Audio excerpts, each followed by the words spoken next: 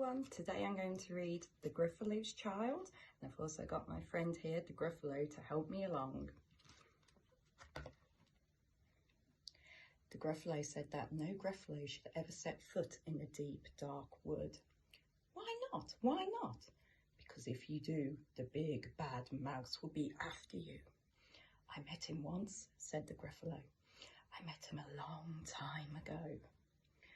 What does he look like? Tell us, Dad. Is he terribly big and terribly bad? I can't quite remember, the Gruffalo said. Then he thought for a minute and scratched his head. The big bad mouse is terribly strong and his scaly tail is terribly long. His eyes are like pools of terrible fire and his terrible whiskers are tougher than wire. One snowy night, when the Gruffalo snored, the Gruffalo's child was feeling bored. The Gruffalo's child was feeling brave, so he tiptoed out of the Gruffalo cave. The snow fell fast and the wind blew wild. Into the wood went the Gruffalo's child. Aha, aho, a trail in the snow. Whose is this trail and where does it go? A tail pokes out of a log pile house. Could this be the tail of the big bad mouse? Out slid the creature. His eyes were small. He didn't have whiskers. No, none at all. You're not the mouse. Not I, said the snake. He's down by the lake eating Gruffalo cake. The snow fell fast and the wind blew wild. I'm not scared, said the Gruffalo's child. Aha, oh-ho, marks in the snow. Whose are these claw marks and where do they go? Two eyes gleamed out of a treetop house. Could these be the eyes of the big bad mouse?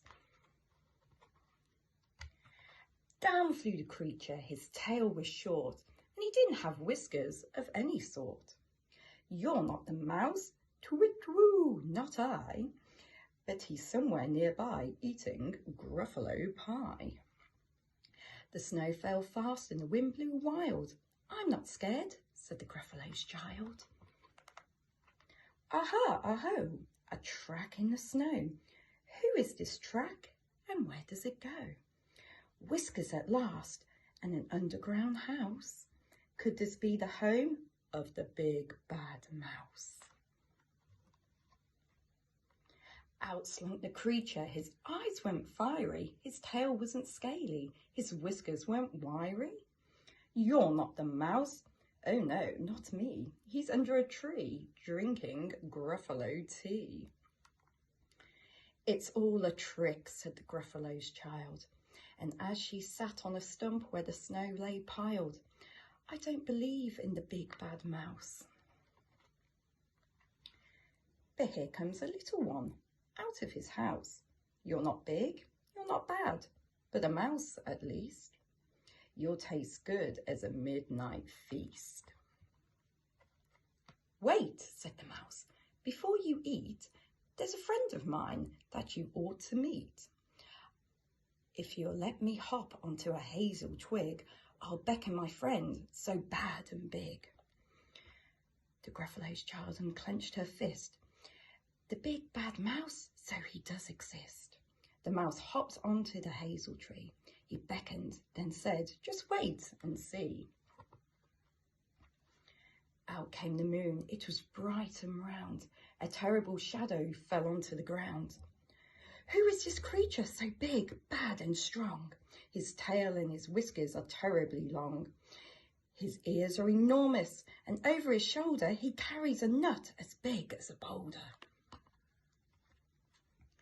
The big bad mouse, yelled the Gruffalo's child. The mouse jumped down from the twig and smiled. Aha, oh-ho, prints in the snow.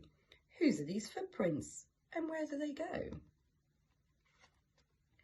The footprints led to the Gruffalo cave, where the Gruffalo's child was a bit less brave. The Gruffalo's child was a bit less bored. And the Gruffalo snored. and snored and snored. Thank you for listening.